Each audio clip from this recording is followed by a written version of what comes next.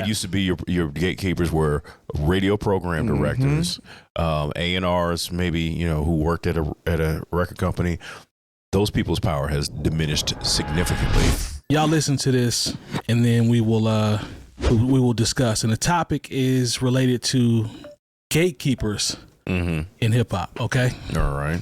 There's 100 songs that come out a day, That's right. and 80% of them are hip hop. Yeah. And people who are mad, all of the bloggers who wanted to keep it real, keep it 100, protect the culture and all that shit. Yeah. Now the shit is so watered down, and it's like a joke. If your cousin's like, yo, I want to be a rapper, it's a fucking joke. So this is Ebro talking about how much hip hop is the Wild Wild West now. Because everybody rap. You got a cousin probably got a mixtape.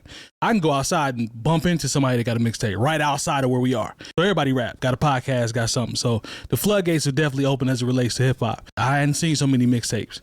But does Ebro have a point when he talks about gatekeepers? Do you all think... Is he saying that we need more gatekeepers? I think that's where he's coming from. Can we admit that we could use more gatekeepers? You know what I'm saying? Do you think we could use more gatekeepers because of how watered down it's become? First of all, the gate is gone, y'all. You think the gate's completely gone? The gatekeepers are still there, right? Like, wait. We mean like program directors and whatnot. I'm talking about people that can push a button and get people, get some motion. You know what I'm saying? You think that still exists? Of course. Yeah. That's how the world works. I don't think that's going anywhere. Like, that's embedded into our society. So let me ask you this, Jay Brookins. Let me ask you this.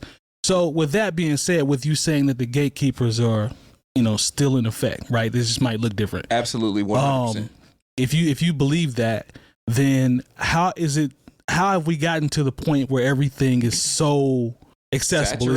Saturated? Is it just the internet and accessibility? So I think maybe he's looking a different route. Like, I think he doesn't want as much he doesn't want people to have access to making music like they do, right? Like, everybody and their mama can make music. Like, that's what he's talking about. He's not talking about this. You still got the same gatekeepers, that have been running things for a long time. You know what I mean? Like, he just doesn't want people to have access to making music like we do. You know what I'm saying? Like, anybody can make music. And I think that's his problem.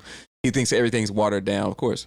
Stop me if I'm wrong, right? Like, he's just talking about the access to people that can create music. Like, we're never going to run out of gatekeepers. There's always somebody behind the closed doors that you don't see. You know what I mean? And that goes for every facet of, what we have going on in this world. I don't think there's nothing going on without a gatekeeper. Jay Moore, what you think, man? I think the whole idea of what a gatekeeper has changed. Okay. Okay, because, just like you think about maybe, I don't even want to say 20 years ago, maybe it had been 30 years ago, somebody had to believe in your talent. Say, hey, let's get this person in the studio and let's put some money behind them, and then we can get a demo on them, and then maybe somebody will see the vision that we see, and we'll go ahead and this will be a real thing. It's not like that anymore. Now you could record something that sounds as clean as a Michael Jackson record in your house. That's true. And put it on the various platforms that stream song. Now, is anybody going to listen to it? Maybe not. But, I just, when I see certain people who are coming out, it's because they have, we talked about this a few weeks ago when we talked about Glorilla and how nobody, like how the mainstream, like there are people who are like, oh yeah, it's a cool story. But for that song to become as big as it did, and there's not a program director in the country that got, a free trip or an Xbox or whatever, however they freak, the promotional budgets now. Nobody got anything for Gorilla to be in heavy rotation. I'm not saying that's a one-off, because then I look at Ice Spice and now we talking about Scarlett. It's crazy because it's all women. But But where now we have this situation to where you can break through and nobody walks you in the door. Because what you have is so valuable to the marketplace, you can't ignore it. So that just used to never be that way. You had to have a record company. The rep had from Universal had to come through, walk the record in, walk you in. Maybe you had to do a promotion. Maybe you had to do a walkthrough at a club. now you can, if you catch a buzz, you can go from being the person that was in your bedroom to being at festivals, to being up talking at Hot 97 and the Breakfast Club or whatever, and you don't even really have any paperwork on yourself. Nobody has paperwork on you. Like it used to be, you couldn't get in those doors if nobody had any paperwork on. Jump in there, Terry. I think it kind of goes both ways, though. To be honest with you, because even when people catch that lightning in a jar and people are grasping on, and you have to acknowledge them, they can acknowledge you up to a certain point. And I think this is true with everything, not just rap, not just hip hop. This is music in general. If they don't want you here, they'll get you up out of here. I don't really keep up with American Idol, but there's like some controversy over the girl that was eliminated versus the guy who won. They're all saying it was staged, that they wanted him to win, and the most looks more inclusive. Is this recently? Yeah, the one that just ended like yesterday, I believe. Oh wow, I didn't know. So this bigger guy won. The girl they thought should have won was eliminated like 2 nights ago. So people were talking about boycotting American Idol or whatever. Which they're not gonna do. They're not gonna do. Nah, that's not. Yeah, that's not happening. I mean, I didn't know American Idol was still on. That's a type issue of gatekeeping. It's like, we want this face to win. So even if this face doesn't win, somebody else has to open the door for these other people, right? Right. So because right now she's gone, somebody else has to be like, hey, we want to holler at you real quick and kind of keep that momentum going. So in that case, a gatekeeper has to pull her up. But in this instance, like you're talking about with Glorilla and Ice Spice, even what's my guy, Old Town Road dude. Lil Nas X. Right. So you couldn't deny those tracks that they put out. Right. So somebody had to get behind it. Somebody had to put some motion behind it. But that motion only lasts for so long. So they're not going to keep pushing you if you're dropping duds. Then they're just going to leave you alone. We seen what happened with DaBaby. As soon as he made those comments at that festival, what happened? They closed the doors on his ass. That's true. He couldn't get nothing. He ain't selling no tickets. Nobody's promoting it. In real time, too. It happened fast. Yeah. Real time. It happened fast. That's just the industry. The industry is a machine. And now it's fueled by the internet. It's fueled by AI technology. Yeah. You know what I'm saying? It's all kind of things that go into this. So in a sense, it's right and wrong. There is no gatekeepers, but there are gatekeepers. What you think? Depends on how you look at it. Man, I feel like there's more gatekeepers than we think. You know what I'm saying? We just don't know exactly who they are now. Yeah, we don't know who they are now. Like, you don't think with a push of a button they can make something pop off like that? True, like people can have their own wave, and it makes it a little easier for them to push the button, right? Right. But now, like, you would never know who's getting the button pushed on them. They designed it to look like people are getting viral, right? You've seen the Netflix joint where they're showing people how they get viral and how they get hot, and record label paying for bots to listen to your music and things like that. Like, you know what I'm saying? That there's the man behind the curtain is always there. Yeah, he just want to convince you that he's not there and that these people are out here making records in their basement and getting hot and exactly. And it can happen. So don't let me. I'm not saying that it's a hard cut for all stuff has to be button pushed, but you know what I mean? Like, it's going on. What's going on? Good comment in the chat. Longevity says, now the gatekeepers are the algorithms and not real people. He says, I prefer people over algorithms, but he says obviously he's biased there. But he said overall, there's a good and bad with both. That's good feedback because the algorithm does control. It feels like everything. Well, do you remember artists named Tracy Chapman in the 80s? Yes, sir. Fast Car. Everybody should remember that record.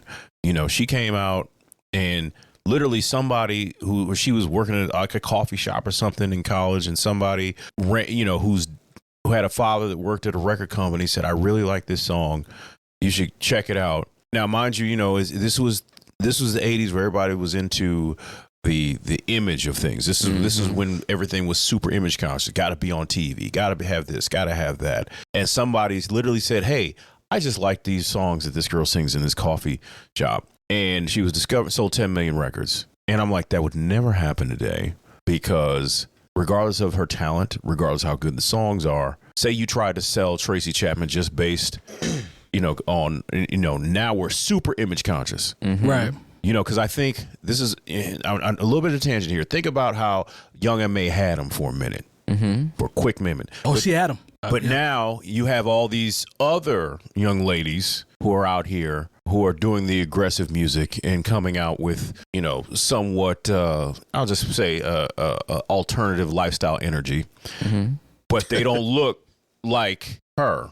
When I look at Tracy Chapman, this was the time of Jody Watley, Janet Jackson, man, and somebody said, "I believe in this woman's talent." And I don't think people would if they try to put Tracy Chapman, I'd be like, okay, can we get you a weave and maybe take you to Dr. Miami? Do you think they could make someone like Tracy Chapman pop right now? I think they could make her pop more so now. Why do you say that? Because it's all about inclusion. Everything is about inclusion. So if you got somebody that has some talent and she's not in the hip hop, you know what I'm saying, bucket of things.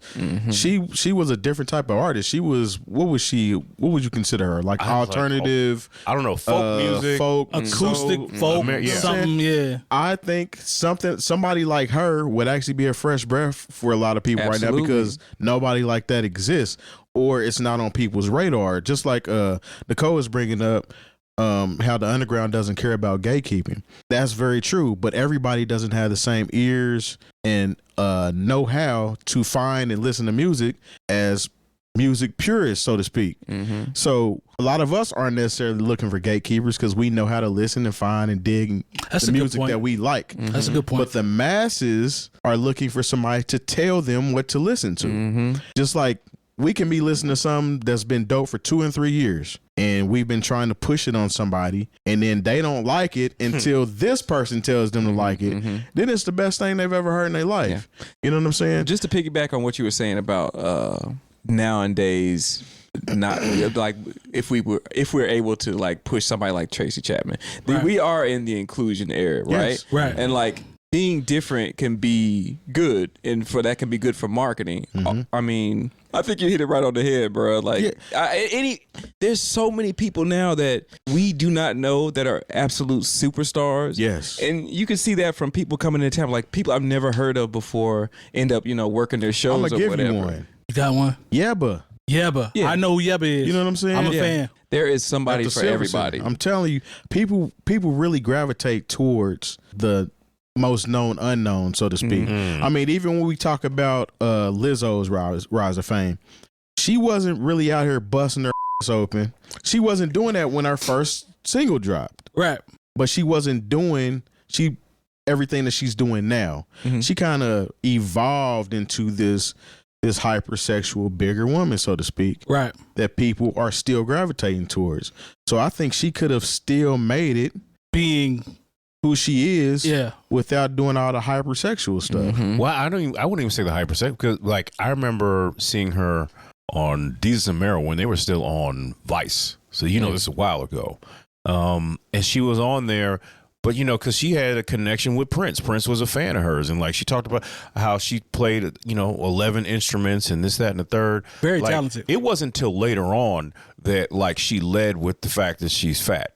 Like she led with the music before, that the saying I'm a happy fat person, that didn't come till later. You know what I'm saying? So like, and that was a marketing, like that's somebody in the machine saying, hey, let's go with this. Is that a button push? That's a button push. You think that's it? Because like Adele never led with that. She never led with it like I'm a big girl and like it wasn't. I mean, like they would do some foul stuff. I remember she was on the cover of the Rolling Stone and make sure to only shoot her face, and I thought, well, that was foul. But like we didn't just hear about Adele and like her favorite foods and Adele she sing her ass off. It wasn't so good. And her name on Instagram wasn't Adele be eaten.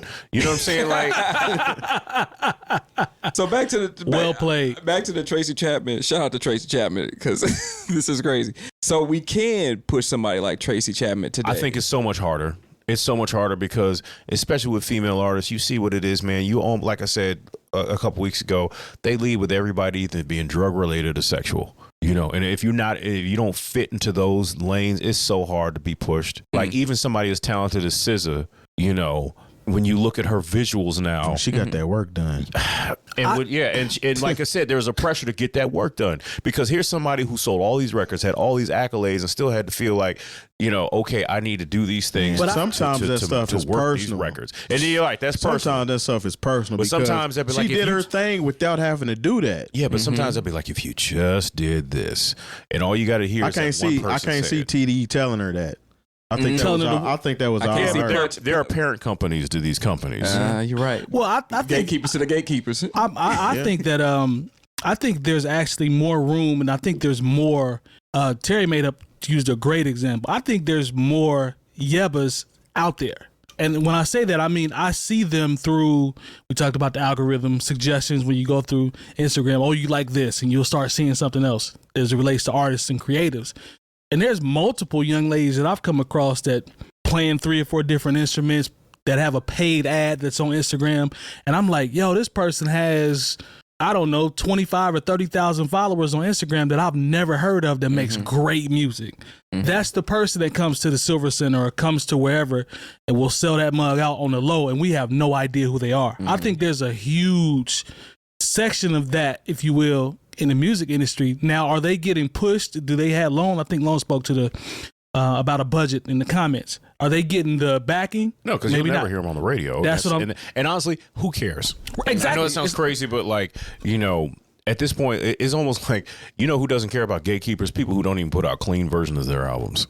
They're like, there's no point. Why am I putting out a clean version of this album so it cannot get played on the radio? I can send it up there to whatever your local radio station is owned by, Radio 1 or iHeart, and it be ignored. Because trust me, when I worked in radio, we used to get so much stuff that was just thrown basically in the trash. This is the CD era, so people had to press up these CDs, or there'd be stacks of vinyl, because like nobody when nobody walks your vinyl in the radio station, nah, you good. Instagram is where I see on full display the gift and the curse of the internet as it relates to music, because sometimes somebody will send me something and I'll see it. Like Terry will have a chat, or he'll send me something. I'm like, I can't believe this is real life. This music is actually out here. The flip side is he'll send me something, or I'll send him something where you run into somebody that's extremely dope that you never heard. So it shows you the power. They got motion. They got motion. Yeah. The internet is where Instagram is where I really see the gift and the curse, because it still comes back to what Envy said as it relates to how many people are participating in music now, the oversaturation. I do think that is a valid point. Yeah. Now, you can talk about the gatekeepers and who's pushing what, but as it relates to oversaturation, I 100% agree with that, because it's everywhere. People that really dig and mess with music are going to find their own lane. Lone is dropping game in this chat. He said that's an area where algorithms have benefit over the gatekeepers. If you can master content, you can get eyes. Well, I know he definitely does the research. Well, he specializes. Well, it's crazy. It's sure. like it almost doesn't matter what I'm watching on YouTube. Say I don't, click out of it. Like the next video is almost always going to be Drink Champs. Right. That's what you mess with. Right. But it's just like, I could be watching our content. Good conversation, by the way, gentlemen. Good conversation. Shout out to the chat, too. The chat is lit tonight. Did we ever appreciate y'all. come up with the answer? Do we need more gatekeepers? Oh, that was the I original don't think question. we need more. We don't need more. Now that we've had the conversation, I don't know. Yeah, now we have the conversation. There are already more. We just don't know who they are. I'm going to roll with that. It used to be your gatekeepers were radio program directors, A&Rs, maybe, who worked at a record company.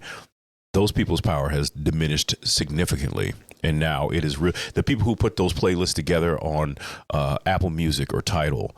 Which is Ebro, by the way. Well, there you go. There you go. There you go. He said, hey, they didn't hear the passion in there. Wow, he was off the map. Because he's got the whole deal with Apple Music now. No.